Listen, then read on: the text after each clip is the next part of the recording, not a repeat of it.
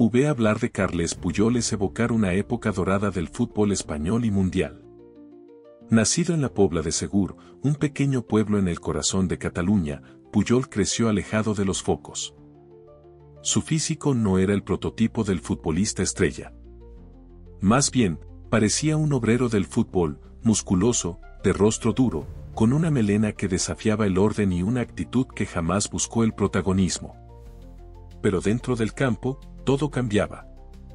Allí se transformaba en una fiera, el último bastión entre el rival y la portería. Puyol fue mucho más que un defensor. Fue el alma del FC Barcelona durante más de una década y una pieza fundamental en la mejor selección española de la historia, esa que conquistó la Eurocopa 2008, el Mundial 2010 y la Eurocopa 2012. No fue el más técnico ni el más elegante, pero lo compensaba con algo que pocos tienen: liderazgo, entrega absoluta y una capacidad sobrenatural de sacrificarse por el equipo. Fue capitán, guía espiritual y ejemplo dentro del vestuario. Un hombre que hacía lo que muchos decían pero pocos cumplían: dejarlo todo en el campo. Durante los años de oro del Barcelona de Pep Guardiola, Puyol era el contrapeso ideal a la elegancia de Xavi, la genialidad de Messi o la precisión de Iniesta. Mientras los demás creaban magia, él barría el campo con una entrega casi suicida. Y sin embargo, pocos sabían que su cuerpo pagaba cada entrada con un dolor que se acumulaba partido tras partido. Ya desde 2009 comenzaron los primeros avisos. Lesiones de rodilla, intervenciones rápidas, tiempos de recuperación misteriosamente cortos. Los rumores empezaron a circular: ¿estaba forzando demasiado? ¿Por qué regresaba tan pronto si no parecía al 100%? La prensa hablaba de pequeñas molestias, pero sus compañeros sabían la verdad. Gerard Piqué lo diría años después: lo que Puyi aguantó, no lo aguanta cualquiera. Nunca decía que le dolía. Solo jugaba. Puyol no era amigo de los escándalos. Su vida privada fue discreta, incluso casi anónima en comparación con otros compañeros. Nunca protagonizó portadas por romances, fiestas o lujos desmedidos. Todo lo contrario, vivía con su madre hasta los 30 años, y su única obsesión parecía ser el fútbol. Pero ese hermetismo también escondía una lucha interna, la de un hombre que sabía que su cuerpo se rompía por dentro, pero que no podía traicionar al club de su vida ni a sus compañeros. Y en el entorno del vestuario del Barcelona, empezaron a circular versiones más oscuras: que los médicos habían pactado con él un protocolo especial, que sus entrenamientos eran ficticios, que su rodilla derecha solo aguantaba gracias a una combinación de infiltraciones y tratamientos personalizados que jamás se informaban públicamente. Todo estaba cuidadosamente calculado para que Puyol pudiera llegar a los partidos importantes.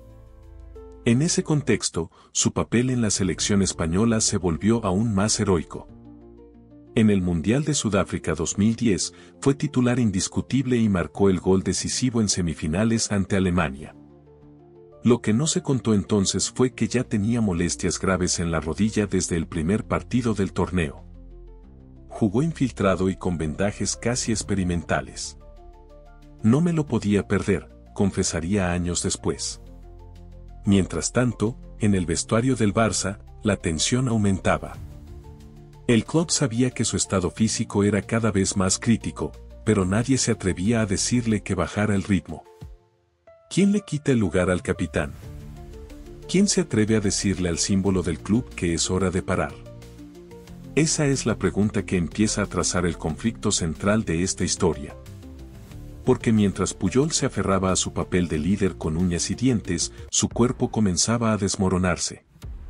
Y detrás de esa imagen de guerrero indestructible, se escondía una verdad dolorosa: que el mito se sostenía con alfileres, y que cada paso que daba hacia la gloria era, al mismo tiempo, un paso más cerca del abismo.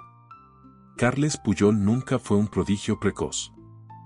Su inicio en el FC Barcelona fue lento, discreto, casi invisible.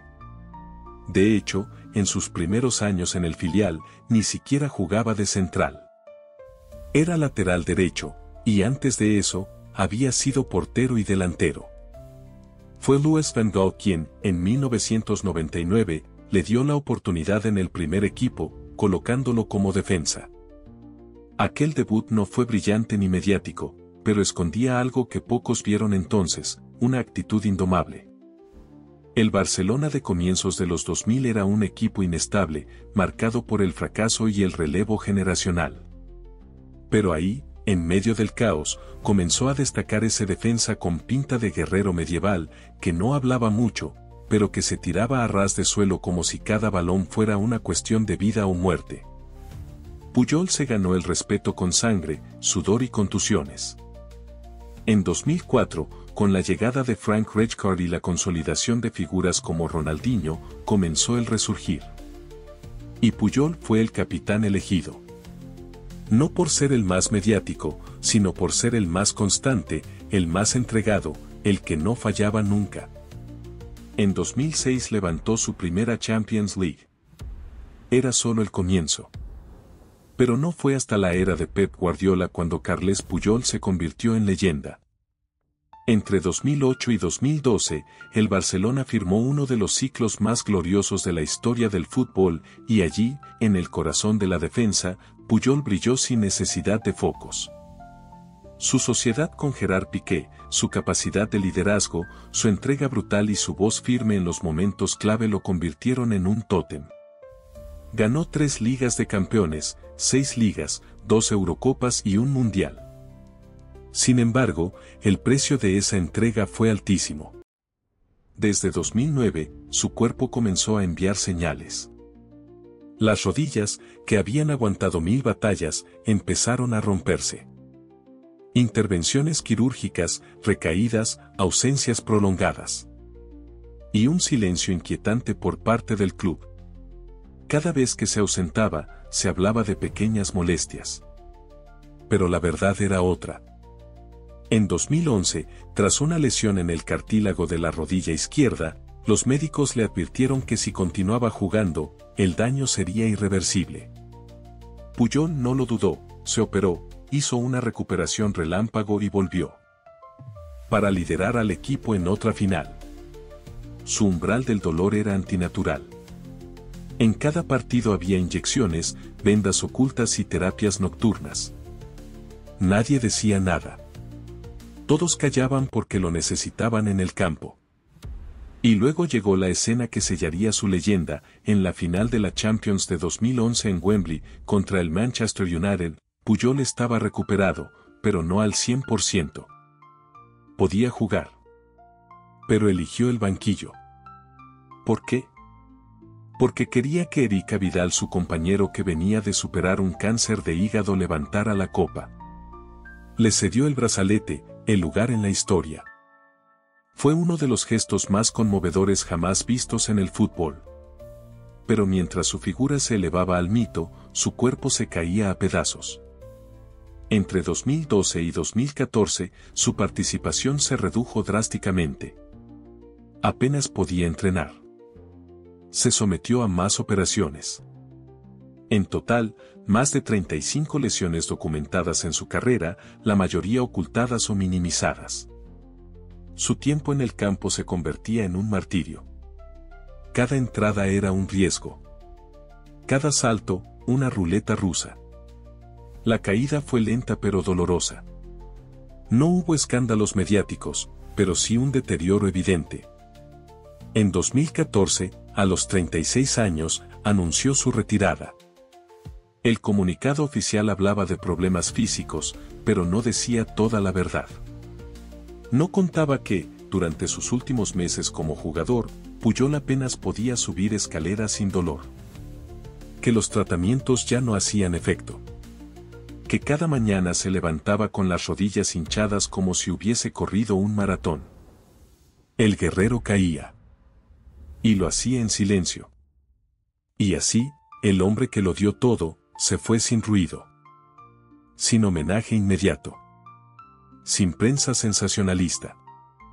Solo con un último mensaje: he hecho todo lo posible, pero mi cuerpo dice basta. El ascenso de Carles Puyol fue el de un jugador común convertido en leyenda por pura fuerza de voluntad. Su caída, en cambio, Fue un sacrificio silencioso, una rendición ante lo inevitable, que hasta los más grandes tienen un límite. Los aficionados lo vieron retirarse como un héroe. El capitán que lo había dado todo por el escudo, el que nunca traicionó sus valores, el que nunca alzó la voz fuera del vestuario. Pero detrás de ese adiós sobrio y respetuoso, había una verdad brutal que se mantuvo en secreto durante años. Carles Puyol llevaba mucho tiempo jugando en condiciones inhumanas. Y lo sabía. Y aún así, seguía. La realidad es que, desde 2012, Puyol ya no podía completar entrenamientos normales.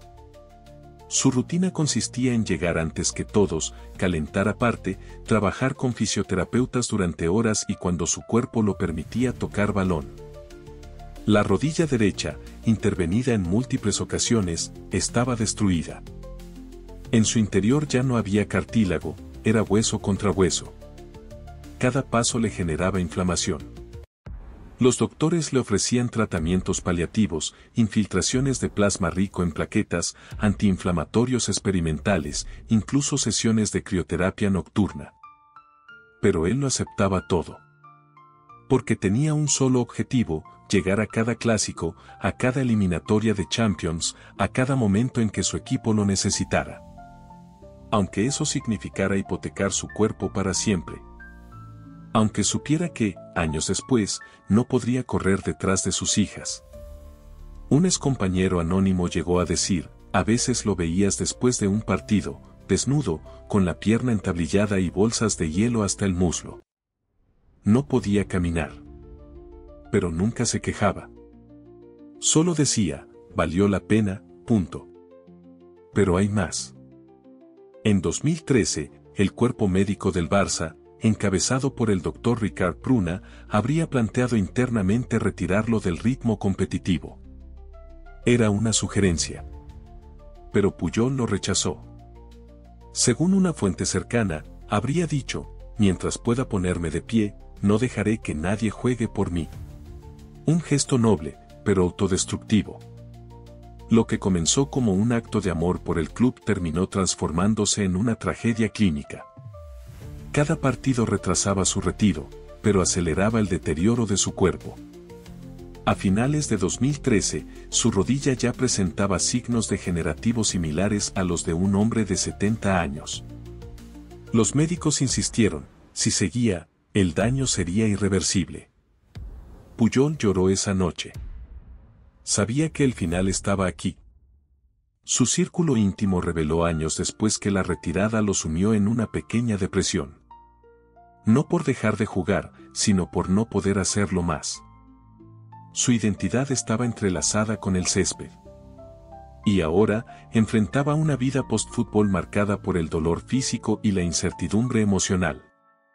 Durante meses, se aisló. Rechazó ofertas de ser entrenador, director deportivo o embajador. Necesitaba silencio, paz y, sobre todo, aceptación. Pero el público no lo supo entonces. Porque él no lo permitió. Nunca hizo una entrevista para quejarse. Nunca acusó al club, ni a los médicos, ni al fútbol. Solo dijo: he sido afortunado. He vivido el sueño. Y ahora me toca despertar. Los medios respetaron ese silencio. Pero tras bambalinas, se hablaba del caso Puyol como un ejemplo extremo de sobreexigencia. En tertulias médicas se debatía sobre la ética de mantener en competición a un jugador en ese estado físico. Algunos incluso acusaban al club de haberlo utilizado hasta el límite. Otros decían que fue él quien lo eligió. La verdad, probablemente, está en algún punto intermedio. Lo que sí es seguro es que, cuando Puyol colgó las botas, no lo hizo por falta de nivel. Lo hizo porque su cuerpo había colapsado. Porque cada mañana era una batalla contra el dolor. Porque entendió que, si seguía, arriesgaba su salud de por vida. Y ahí está el clímax emocional de esta historia. La revelación no es una traición, un escándalo mediático ni un conflicto interno. Es algo más profundo, el sacrificio silencioso de un hombre que prefirió destruir su cuerpo antes que fallar a su equipo. El público lo ovacionó. Sus compañeros lo lloraron. El club lo homenajeó. Pero solo unos pocos entendieron lo que de verdad había detrás de esa retirada, una historia de heroísmo extremo, de dolor silenciado y de una entrega que rozó lo suicida. Carles Puyol no cayó por un escándalo. Cayó como los más grandes, peleando hasta el último aliento. Y el eco de su sacrificio sigue retumbando en los pasillos del Camp Nou. En Escándalo Total, nos hemos detenido muchas veces ante casos de estrellas que cayeron por su propia arrogancia, por escándalos evitables, o por una ambición desmedida que los hizo chocar con todo. Pero con Carles Puyol, el relato es distinto. No hablamos de una caída producto del ego, sino del extremo opuesto, una entrega tan absoluta que se convirtió en autodestructiva. Puyol no fue el más técnico, ni el más mediático, ni el más marketinero. Fue, simplemente, el más honesto. El que nunca fingió, nunca buscó excusas, nunca necesitó escándalos para estar en el foco. Y quizá por eso, el precio que pagó por su leyenda fue ignorado durante mucho tiempo. Se convirtió en un mártir del fútbol moderno.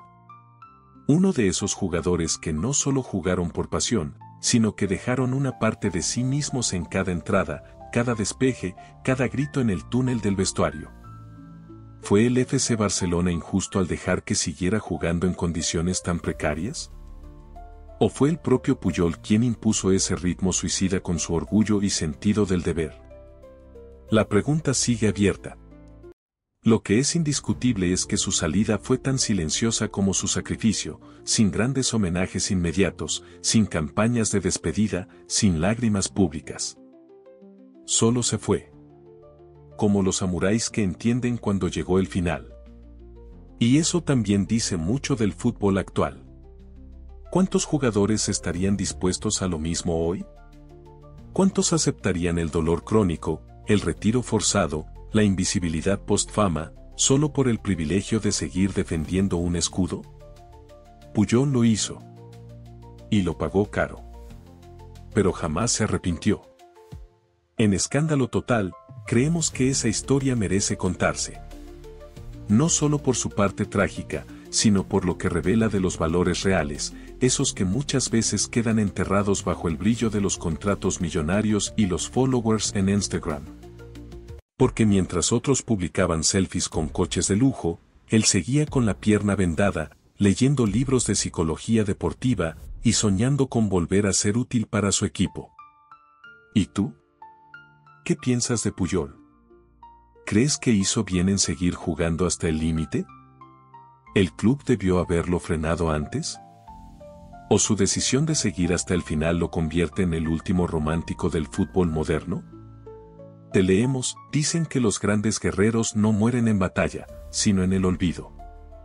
Pero Carles Puyol desafió incluso eso. A pesar de haberse retirado hace años, su figura sigue viva en cada niño que juega con el corazón por encima del talento. En cada defensa que se lanza al suelo sin pensar en el dolor. En cada capitán que prefiere ceder la gloria para que otro brille. No fue el más premiado individualmente. No levantó tantos balones de oro, ni protagonizó portadas de revistas de moda. Pero su legado no se mide en trofeos, sino en respeto. El mismo respeto que le tenían Messi, Xavi, Iniesta y hasta sus rivales. Porque todos sabían que ese número 5 no jugaba por fama, ni por dinero. Jugaba porque no sabía hacer otra cosa. Jugaba porque su alma no entendía de medias tintas. Hoy, Puyol camina con dificultad. En entrevistas, se le nota el paso de los años y de las batallas físicas. Pero cuando habla de fútbol, se le iluminan los ojos como si aún estuviera en el túnel del Camp Nou, listo para salir al campo. A veces bromea con su melena, a veces esquiva los elogios. Pero nunca se desvincula del deporte que lo convirtió en leyenda. Algunos dicen que el fútbol moderno ya no tiene espacio para figuras como él. Que ahora manda la imagen, la marca personal, el algoritmo. Pero tal vez por eso es tan importante recordar su historia. Porque nos recuerda de que está hecho el verdadero liderazgo. Porque nos enseña que hay quienes sacrifican su cuerpo, su salud, incluso su anonimato. Por amor. Carles Puyol no buscó ser un mito. Pero el tiempo lo convirtió en uno. Algunas historias nunca debieron ser contadas. Pero ahora, la conoces. Y ya no podrás mirar un corte al límite, una barrida desesperada o un grito de capitán. Sin pensar en él. El último gladiador.